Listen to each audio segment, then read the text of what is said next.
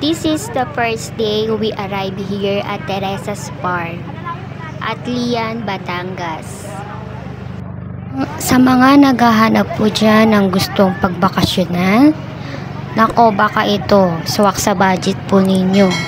Bukod sa malawak na lugar, napaka-presko din po dito at malamig-lamig yung hangin. Kakasya po dito mga 12 to 15 persons. So kung kayo ay isang buong pamilya, kasya po kayo dito. Meron silang isang pool at ito ay isang grand villa. Meron silang 3 room. Mamaya ipapakita ko po sa inyo. At kung kayo naman po ay may mga kasamang alaga, pusa, aso or ano pa, po pwede po yan dito sa Teresa's Farm kasi pet friendly po naman. Bagay na bagay ito sa inyo, itong lugar na ito, kung gusto nyo umiwas muna pansamantala sa city. So tara, samahan nyo ako. Itutur ko muna kayo dito sa loob. Sama mo talaga yan? Oo, meron kaming Hello! Ano name niya? Morocco. Nakalimutan ko yung pangalan niya.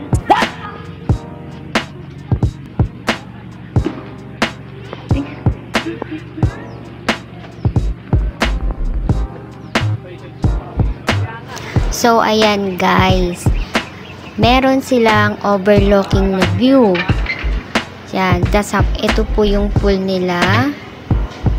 Isang pool, kasya na po dito yung mga bata and adult. O diba, ang ganda. Kaya lang ang lamig din kapag mahangin. Tulong-tulong na sa pagbaba ng mga gamit.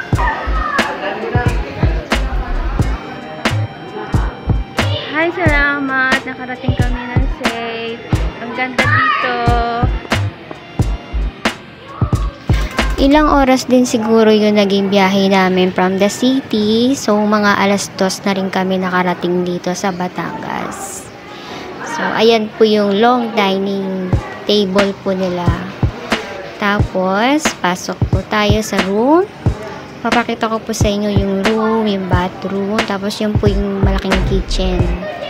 Yan, dyan po pwede kami magluto. Tapos, ito po yung bathroom sa tabi ng kitchen sa labas. Maganda, malinis. Ito naman po yung first room. May TV, may comforter, at meron 2 bed. Tapos may ano pa sila. Yan, kasya kayo dyan kung ilan kayo. Pwede dalawahan, pagod. Tapos, sa side ng bed, meron terrace, may overlooking view din. Diba, ang ganda pagkagising mo pa lang. Syempre, may bathroom din po dito. Yan, may shower, tapos may heater. Napaka-aesthetic ng style ng bathroom, diba? Then, punta naman po tayo sa pangalawang bedroom.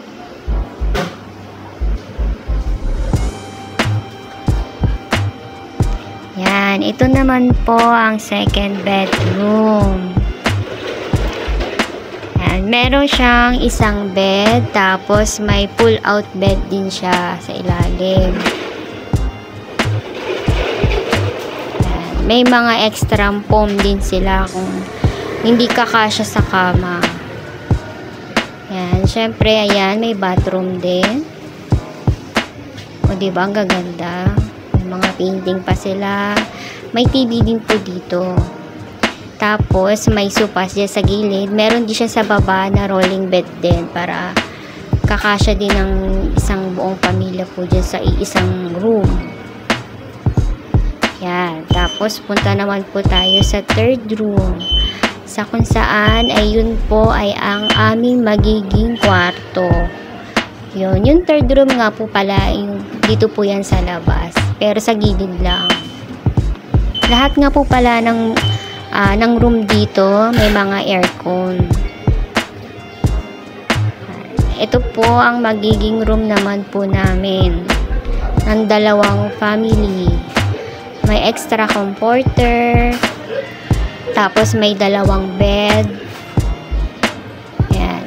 Yung pala yung mga bilao namin. Kaya pala wala sa bahay. Nandito naka-display. May mga blinds din. Kabilaan dyan sa door. Tapos sa window para hindi masyadong maliwanag. Ayan. Ito yung dalawang bedroom. May extra na pong din siya. Ang ganda ng room na to, napaka-aesthetic ng style. At punta naman po tayo dito sa may magandang view. Pwede pa lang mag-bonfire diba? dito. Excited naman to si Jayden. Talagang takbo ng takbo. Diba, sarap magduyan-duyan dito pag mahangin. Tapos ganyan pa yung makikita mo tanawin. Simula naman po dito sa aming kinatatayuan. Matatanaw nyo rin po dito ang dagat ng Matabungkay. O diba? Tapos ang ganda pa ng view. Kitang-kita rito sa taas. Ang lahat-lahat. Lahat-lahat talaga, no?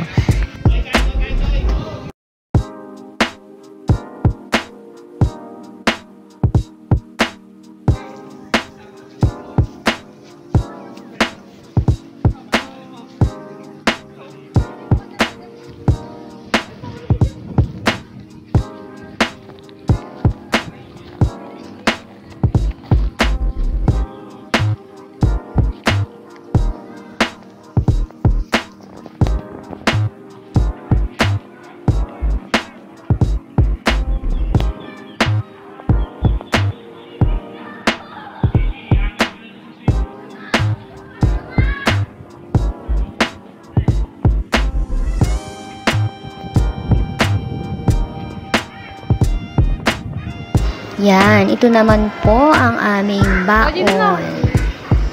Siyempre, nagluto na kami sa bahay bago kami pumunta dito. Yan, mga gutom na. At meron nga din po pala silang libreng pa-wifi. Yan, so hindi ka rin maboboarding. At ito nga po pala ang overlooking view. Pag nasa loob ka ng kwarto mo, 'di ba? Pagkagising mo sa umaga, yan agad yung makikita mo. Nakaka-relax nga naman.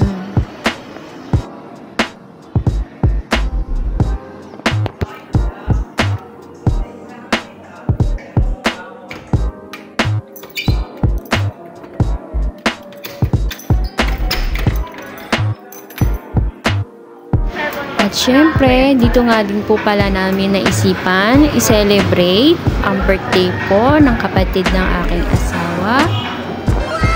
Ako po nag-decorate niyan. Tapos ayan na po yung mga handa. Yan, pizza, lumpia. At syempre, may andoks, may pansit, at hindi nawawala ang kanin. Tingnan nyo po sila guys, oh. Sila busy-busy, ako video lang ng video.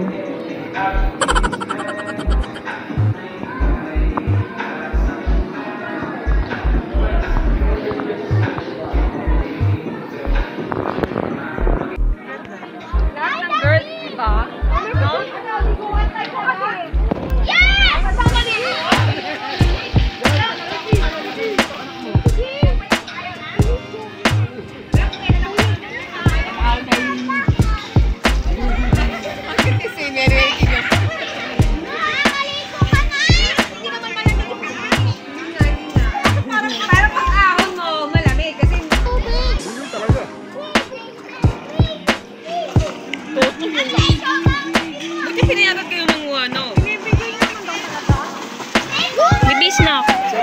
Akin.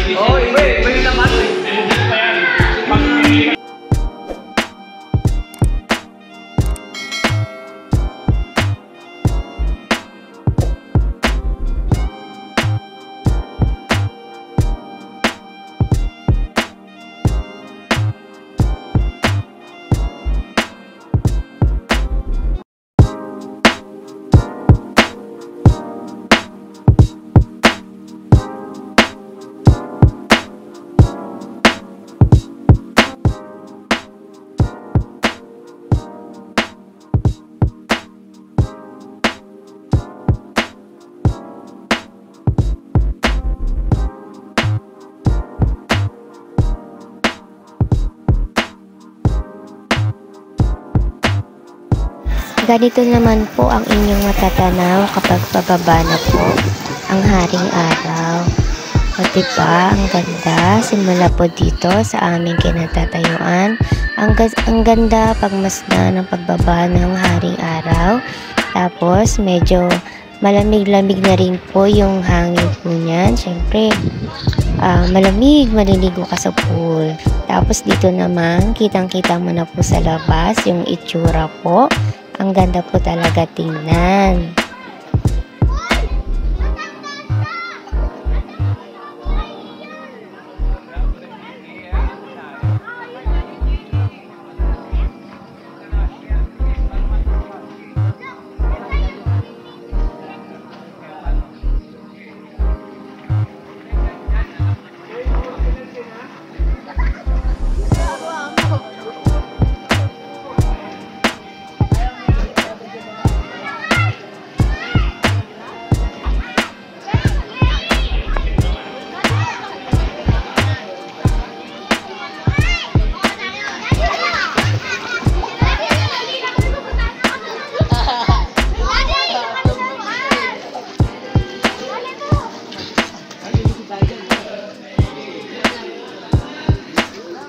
Yan, tapos ipapakita ko naman sa inyo ang kanyang-kanyang kaganapan dito sa loob. Ang cute naman yung patulog na yan.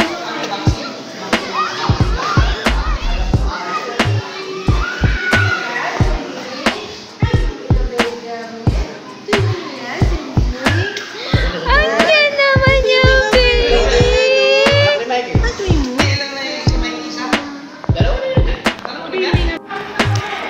Ito nga po pala si Morocco na napakakulit na aso at nakakatuwa.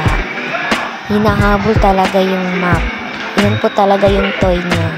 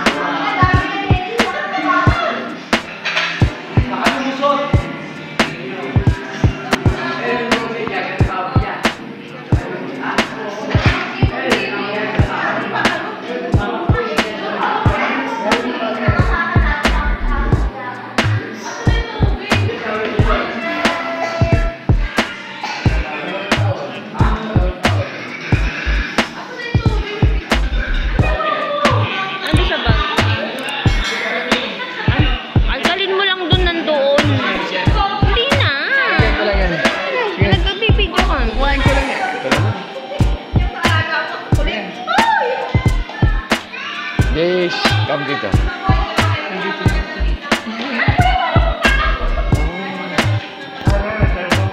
Okay na.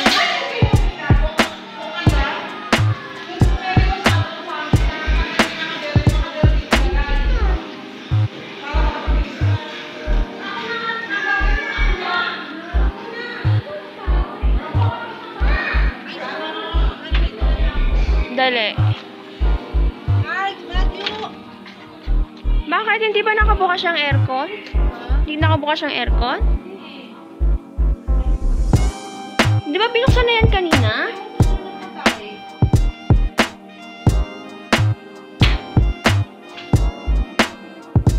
Asan yung remote?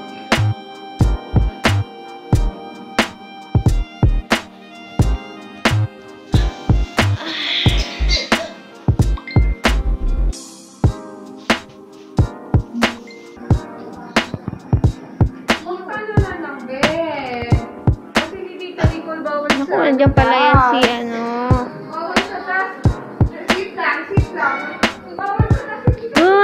Nandidila.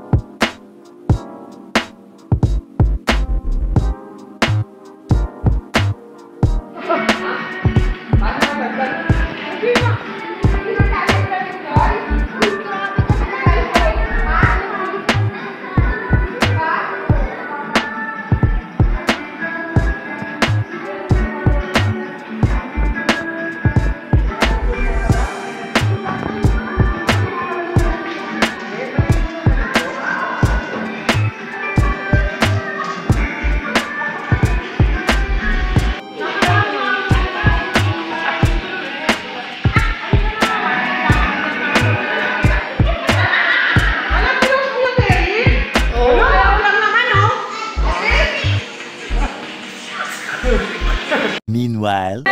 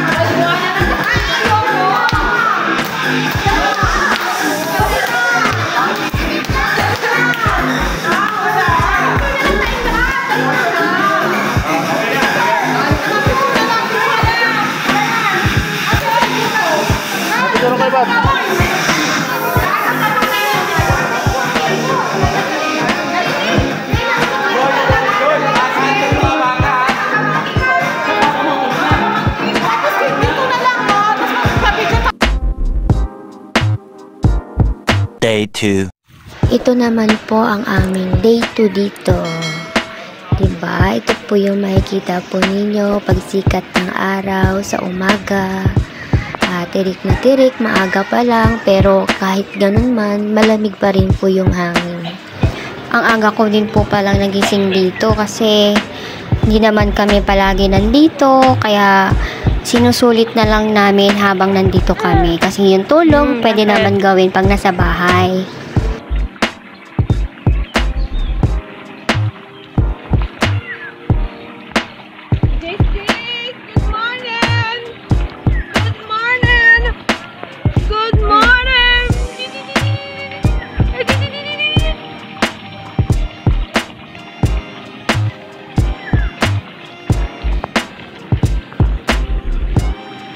Yan yung aming boy. Good morning, ma'am. Siya nga po pala, kinulang kami sa araw dito na isang araw lang. So, kaya naman, naisipan ng aming birthday celebrant na mag-extend nga po pala kami dito. Pero doon naman kami sa kabilang resort, katabi lang dito, yun sa Sunset. So, ayun, extend kami na dapat na iuwi na pala kami yan. Pero, yun, extend ulit ng 1 day para masulit namin dito sa Batangas.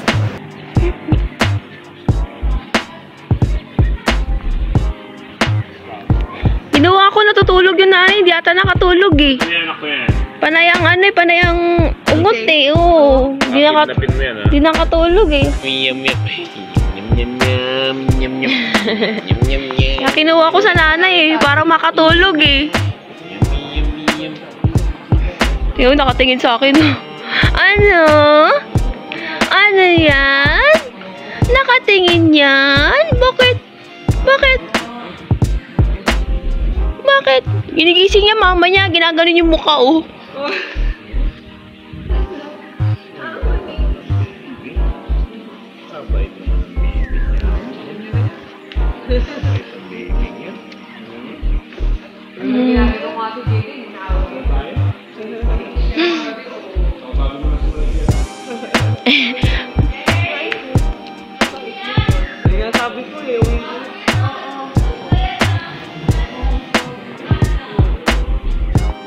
Bili ka na lang ng oxygen.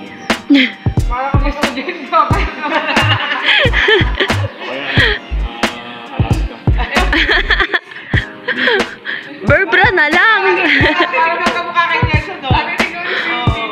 Alpine na lang. Pwede na Alpine.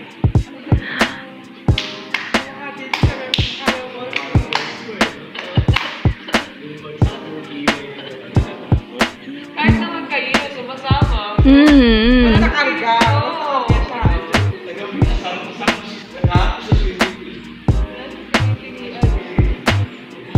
Bait ng baby. Yung boy natin, nakarating na doon magdilig oh. Dong, baka malunod ang... Nakakipes niya na meron siya ganyang garden na Ini-imagine niya no. paligid araw-araw. Dong, baka malunod ang halaman, Dong. Ang sarap ng hangin no. Mainit tapos humahangin ng lamig.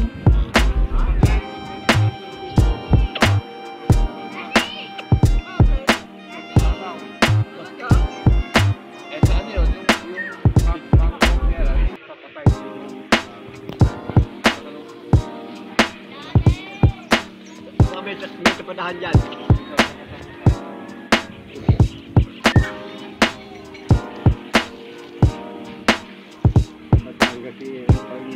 Mga ano, mga regalo bago kayo ikasal. Bago parang pamamanika nila sa mga ninong-ninang. Yan, andito nga po pala kami nakatambay sa kubo. Kasi medyo presko dito. Mapapansin nyo naman po sa kurtina na medyo mahangin-hangin. At syempre, pinipil na rin yung magandang ng panahon, sikat ng araw. At ang magandang view, yan, na nakikita nyo na yan. Yan nga po pala, yan na yung na yan, bahay na yan. Yan po yung sunset. Yung pangalawang resort po. Yun po yung una, yung Grand Villa. Yan naman po yung isa, yung sunset. Dito naman po, banda, ay naglakad-lakad kami. Yan, inikot namin yan para walking na rin, exercise na rin. So, tamang stretching. Habang pinipil mo yung magandang ng panahon, yung mahangin-hangin. O, diba? Nakita nyo naman, tirik na tirik yung araw na yan. Maaga pa lang. Pero hindi siya ganun kainit kasi may kasama siyang hangin na malamig.